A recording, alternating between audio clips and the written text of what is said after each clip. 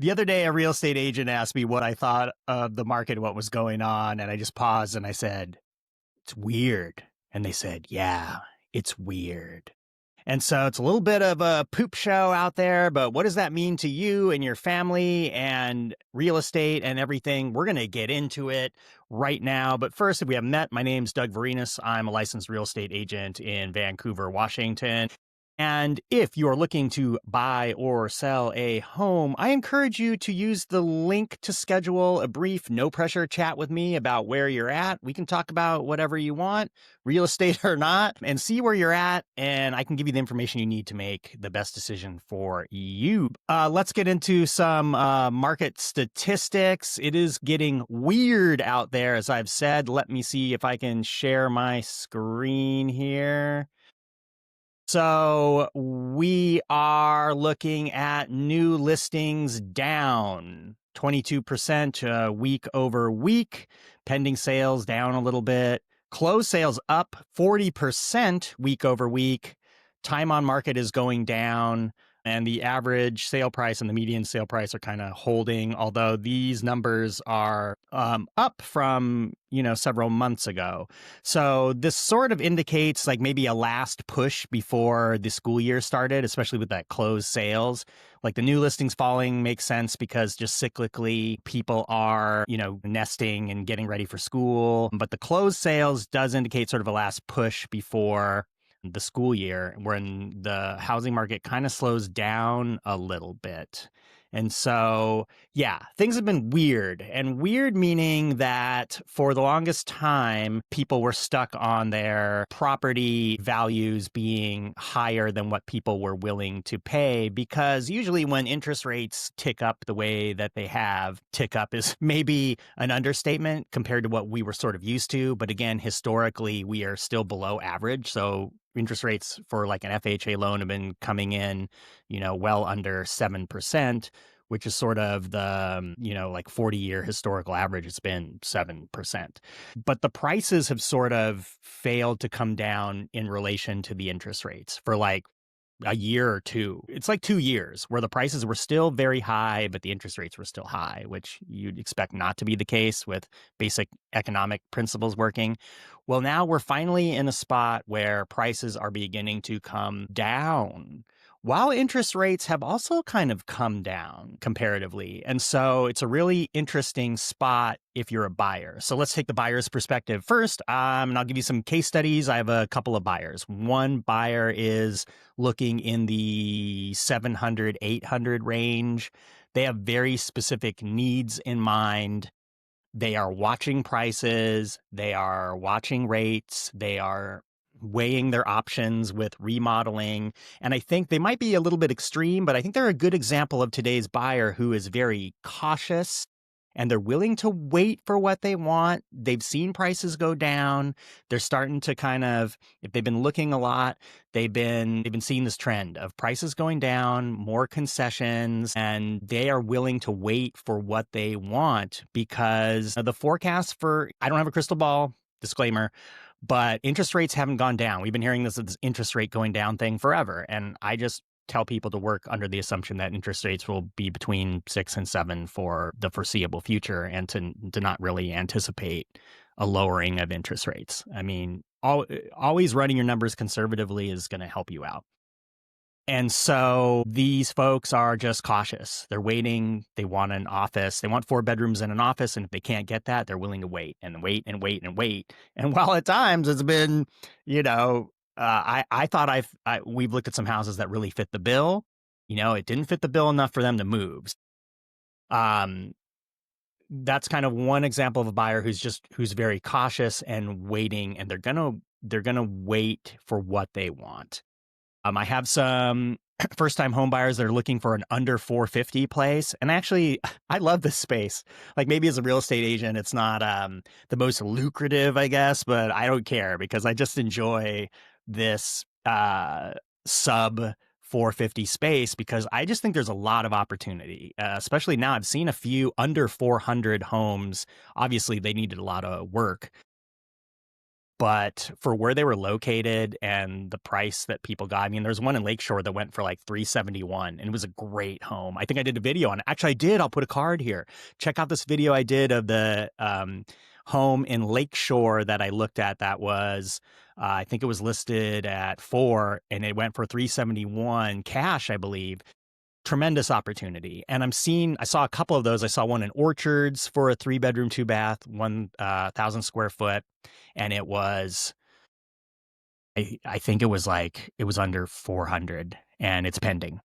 Those homes are going quick, for obvious reasons. But if you're a first time home buyer with some like grit, there's so many opportunities out there right now. Even if you're looking for something that's remodeled, I'm seeing some deals where I'm seeing some fully remodeled homes in decent neighborhoods. I saw one in Hazeldale that was like for $470, and it still wasn't moving. So I expect further price reductions. But you're seeing tremendous opportunity in that space if you're a first-time home buyer looking to like get a foothold into real estate.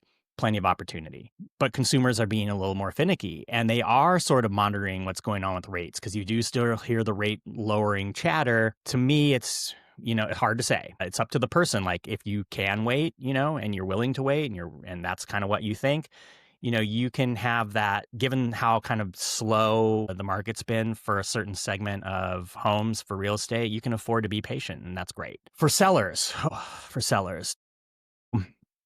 if you bought your home during COVID and you're looking to sell now, you're feeling the hurt. You're feeling the pain because you bought it top of the market and now market's gone down, because markets don't always go up. Historically, over time, they go up. But if you're looking in a 2 to 3 year range, 1, 2, 3, anything can happen. And if you need to sell, you could be stuck on the wrong side of that. You can be selling your home for less than you bought it, or, given closing costs and everything, it could be a wash. But if you're looking to do that, if you're looking to sell and you bought in 2021, you're in a pickle. You're in a tough spot. Unless you're in a super desirable area, those are always going to sell. But those are sitting on the market too. Days on market has gone down. I think like at the height of it was like 80 something. Now it's about 50 on average, as we saw in the stats. But I'm seeing like those homes I talked about, the ones that are priced like they need to be remodeled. They're priced very competitively. Those are moving. New construction is also a good option because, you don't have to do that remodel, and builders are offering incentives for the end of the year, basically, because they realize that cyclically it's going to slow down after school starts. So you're seeing a lot of builders offering a lot of incentives. They have been for a while, but now it's, I know one builder is offering like a 5% 30-year fixed mortgage right now, and they'll pay $5,000 of your closing cost. And a lot of builders are offering this. But for sellers, yeah, things have been sitting and prices have been falling. So the worst case scenario is you bought during COVID, you have this COVID mindset where my place is worth this, and the market is just telling you it's not. You're advocating, or maybe your agent is like, oh, I can get you this, and it's sitting. And then the more it sits, the more you lose. And then I see a lot of this happening. I see a lot of these 60, 70 days on market where it's obviously just overpriced, because the market will tell you. And so I encourage people, if you're looking to sell your home and a real estate agent is blowing a bunch of smoke about the price and telling you can get this astronomical price, like it's not ethical and it's not right. And you're the one that's going to pay the price. So be very diligent when talking to an agent about, how they're going to market and price your property, because I think anything should be priced below market right now for the most part. Because I'm even seeing remodeled homes in decent areas just sitting. And so I think you have to expand the criteria for pricing and using comparables to price your home, because I'm seeing a lot of things where, typically it's like, you draw, mile radius around the property and you look for past sales. And, I always do 3 months to get more accurate, but I think you're needing to look broader at your competition in comparable neighborhoods. And I think this is where people run into trouble when they're selling, is they might be doing that standard, or their agent might be doing that standard comparison where it's, in a few miles or whatever. And it may be accurate. There may be homes that have sold in that range. And so, you may want to price in that range too. Again, it's very specific, but I'm thinking of specifically of a couple homes that I've seen where they've actually been remodeled and they are nicer. But when you look at another comparable neighborhood that's outside of that, mile radius, you're seeing a similarly remodeled home at a lower point, a lower price point. And so that's really your competition because, the home I'm thinking of is like in Hazeldale, decent working class neighborhood, fully remodeled. It was like, 480 or something.